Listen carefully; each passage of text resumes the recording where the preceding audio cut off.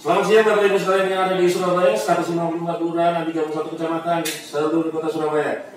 Hari ini kita spesial kawan, kita akan mengulik tentang sebuah tema yang sangat spesial yang sekarang lagi ngetrending. Apa itu? Tentang cyberbullying. Makanan apa itu? Tapi saya tidak sendirian, saya ditemani oleh Cabi, rekan saya, in associate with the SMA Tapino. Hai Cabi, how are you doing? Iya kabarnya. Sehat, alhamdulillah ya. Tetap semangat ya. Harus tetap semangat, itu anak muda. Nah, saya sudah dengar orangnya. Baik, bersama-sama dengan rekan-rekan dari Ubaya, kita akan berbicara tentang cyberbullying.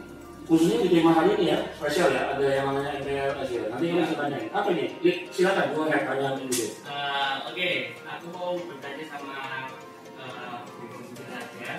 Untuk sebenarnya nih, diadakannya sosialisasi dari cyberbullying ini sendiri apa sih? Ya, baik.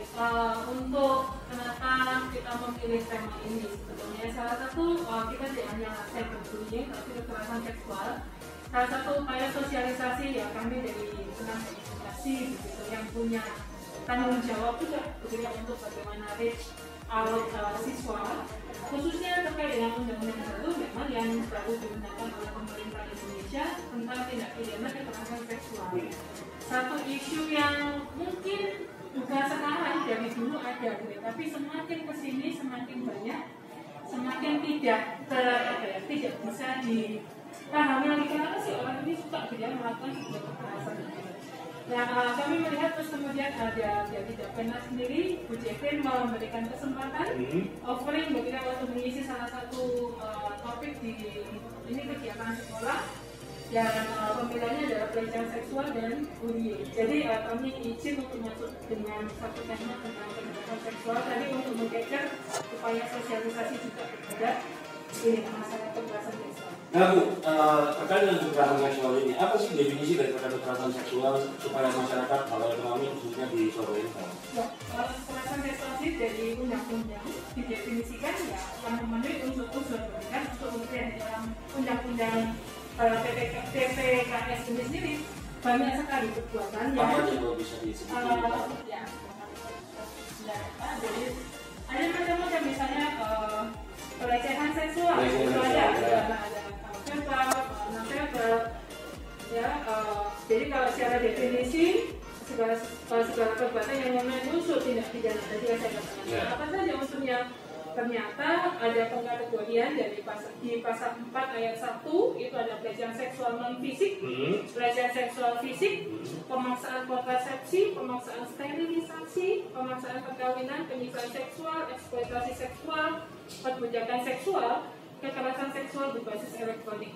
Setelah itu di dalam ayat 2 ternyata masih ada lagi nih, ada 10 jenis lain yang masuk di dalam yang bisa dimasukkan sebagai kekerasan seksual. Ada perkosaan, perbuatan cabul, persetubuhan terhadap anak, perbuatan cabul terhadap anak, dan atau eksploitasi seksual terhadap anak, perbuatan melanggar kesusilaan yang bertentangan dengan kehendak korban, pornografi yang melibatkan anak, atau pornografi yang secara eksplisit membuat kekerasan atau eksploitasi seksual.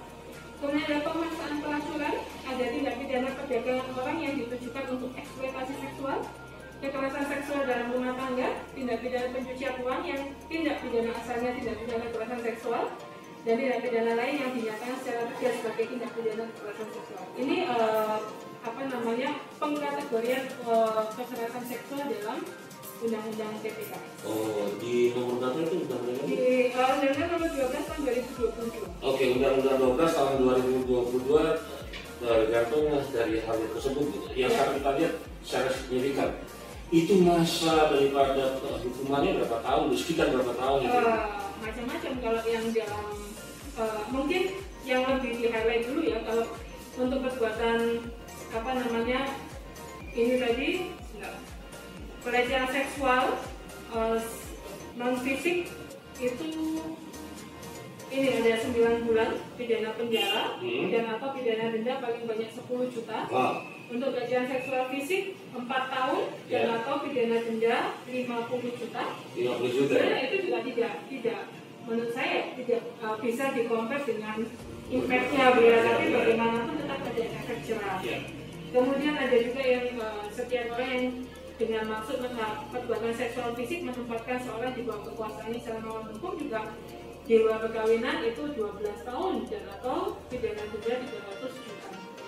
Itu dan berbagai macam, kayaknya Pak ada yang sampai 50 juta. Bahkan sampai hukuman mati ya?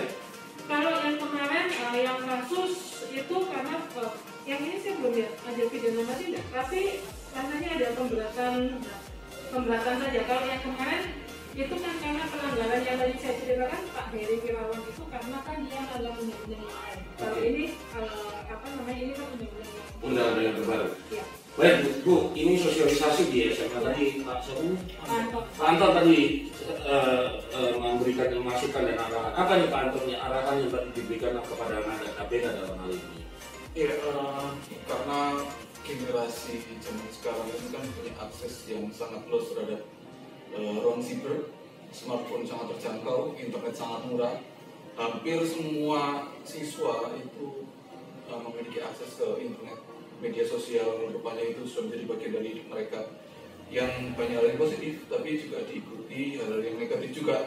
Nah, termasuk ketika dalam berelasi itu mereka bisa saja mengakibatkan dampak negatif untuk teman-temannya. Misalkan mengirim gambar yang tidak diinginkan untuk disebarkan teman-temannya, membuat malu, dan begitu.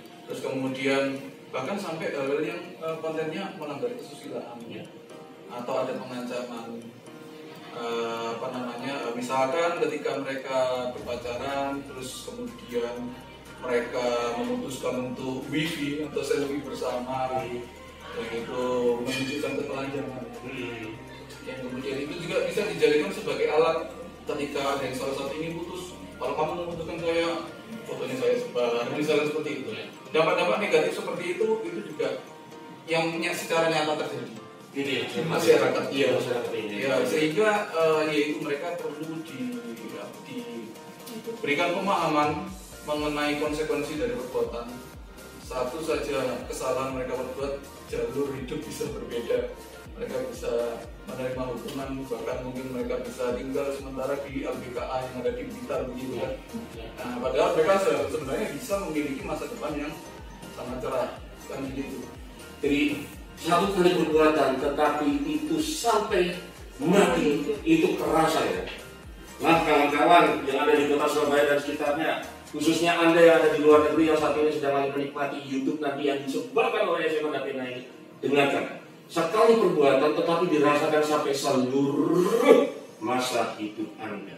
So hati-hati dengan yang namanya cyber crime, cyberbullying, or whatever it is. Mungkin dari kalian ada yang ditambahkan. Untuk ini harapan kedepannya untuk generasi muda anak-anak milenial Surabaya khususnya, mungkin dari Pak Anton. Ya, harapan saya literasi ditingkatkan, jadi jangan hanya sekedar memakai, tetapi pengetahuan tentang apa yang ada di dalam informasi-informasi di dunia maya itu harus disaring, belajar yang banyak, harus tahu metodologi karena setiap orang bisa menarasikan sesuatu dan menyebarkan dengan mudah, dan itu bisa mempengaruhi kehidupan kita, mempengaruhi gagasan kita, bahkan mungkin bisa menyesatkan kita sehingga bahkan membenci negara kita sendiri dan lain semacamnya, membenci ideologi negara. Kita harus belajar dengan baik, tahu metodologi mencari tahu kebenaran karena semuanya ada di internet, sehingga kita harus tahu dan menyaring mana sih yang benar, mana yang informasi yang bertanggung jawab, supaya kita bisa menjadi manusia yang berdampak baik terhadap masyarakat di sekitar. Kita men-sharingkan hal yang baik, tetapi ketika kita tahu hal yang salah itu ya kita singkirkan, bahkan gitu ya, jangan disebarkan. Mungkin gitu ya. Mungkin menambahkan gini, kadang-kadang berpikir itu kan pokoknya saya mau melakukan ini, ya. Nah, mulai dari sekarang kita harus mulai berpikir bahwa setiap perbuatan itu ada konsekuensi. Itu yang paling penting. Dan hukum itu sebetulnya ada itu kan untuk ketertiban ya. Jadi bukan hanya sekedar untuk menakut-nakuti begitu. Intinya mungkin generasi muda sekarang kan juga tidak boleh mengeksklud begitu ya. Hukum itu kan hanya orang hukum yang harus tahu, tidak bisa. Karena kita berinteraksi dengan masyarakat, apapun yang kita perbuat itu pasti ada konsekuensinya, entah itu konsekuensi sosial ataupun konsekuensi hukum.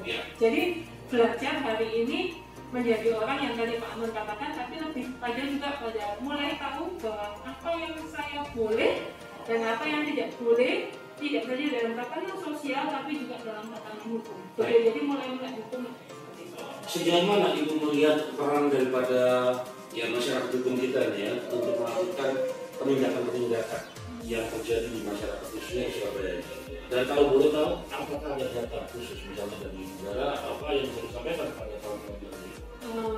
Kalau secara mungkin kalau masyarakat menindak pasti nggak bisa, begitu ya. Itu harus kita mau melakukan apa? Kita ada yang namanya kayak dalam kekerasan seksual tadi ada pasal-pasal yang memang membutuhkan delik aduan. Jadi membutuhkan pengaduan sih dari korban. Tapi ada yang peranan kita yang bisa kita lakukan sebagai masyarakat adalah melaporkan. Nah, kalau memang ada sesuatu hal yang mungkin kita lihat ini kok tidak benar ya begitu. Jangan khawatir, sebenarnya jangan khawatirnya lebih pada undang-undang sebenarnya komprehensif begitu. Memberikan juga perlindungan kepada korban, kepada kita pelapor begitu. Jadi yang seringkali orang abaikan itu kan pelapor ya. Gitu. Jadi seringkali muah bukan urusan saya gitu. Tapi karena khususnya kalau ini kita bicara pada anak itu tanggung jawab bersama. Undang-undang perlindungan anak jelas mengatakan memang orang tua yang paling dekat yang harus bertanggung jawab. Tapi masyarakat dan negara pun diberi beban yang sama untuk memberikan perlindungan dalam bentuk apapun. Malah kita ini tidak boleh mengabuse mereka, tidak boleh ikut-ikutan mereka atau membiarkan sesuatu. Jadi peranan itu yang saya pikir kita harus kita harus sadar, karena mungkin orang tua bertindak untuk melindungi orang tua, melindungi anak-anaknya, tapi jauh lebih itu juga ada anak-anak di sana yang juga harus dilindungi. Saya pikir itu yang peran nyata yang kita bisa harus lakukan. Nah, yang untuk menutup labnya itu yang seringkali kenapa sih banyak kasus kekerasan seksual tidak terungkap? Nah, itu kan seringkali ya tadi kalau lapor kena stigma. Kalau lapor dan korbannya kena stigma, terus kemudian yang melaporkan bisa dilaporkan balik, pencemaran nama baik, itu kan kita seperti buah simalakama begitu. Nah, maka mungkin juga sekaligus kita bahwa hukum itu sebenarnya komprehensif, gitu. Tinggal ya semoga berjalan baik begitu. Dan saya percaya bahwa hukum pasti akan mengambil perannya sebagai hukum. Tinggal biasanya kalau ada yang ini pasti mungkin oknum kali ya Pak gitu. Jadi mungkin dibedakan saja ada oknum, ada yang bagaimana sebetulnya hukum ini dibuat betul-betul untuk memberikan perlindungan, untuk memberikan sebuah ketertiban di dalam masyarakat sehingga semuanya bisa balance dan bisa berjalan dengan baik. Untuk semangat kawan-kawan milenial mungkin dari kakak-kakak yang lain juga bisa memberikan masukan.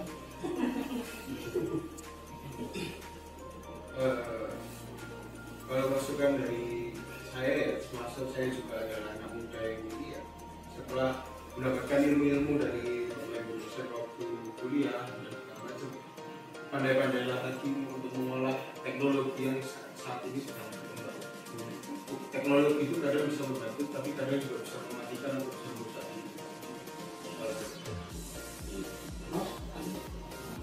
Singkat saya, milenial harus bisa menerapkan prinsip kehati-hatian sehingga hal yang tidak diinginkan melalui media sosial tidak terjadi. Terima kasih untuk waktu dan kesempatannya Bapak Ibu sekalian. Mas yang juga ganteng dan keren. Iya.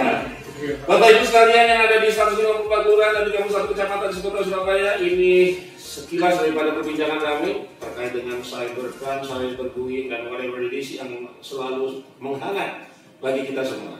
Di akhir acara saya Petrus dan juga rekan saya Charlie dari SMA Dapena dan saya dari Porgo Informasi Masyarakat. Ucap saya mengucapkan terima kasih atas perhatian dan atensinya dan matur nuwun sangat. Semoga hari ini lebih baik daripada hari kemarin. Bersuka cita sangat biasa, tetaplah bersuka cita. Salam kompak. Dadah. Thank you. Semangat ya.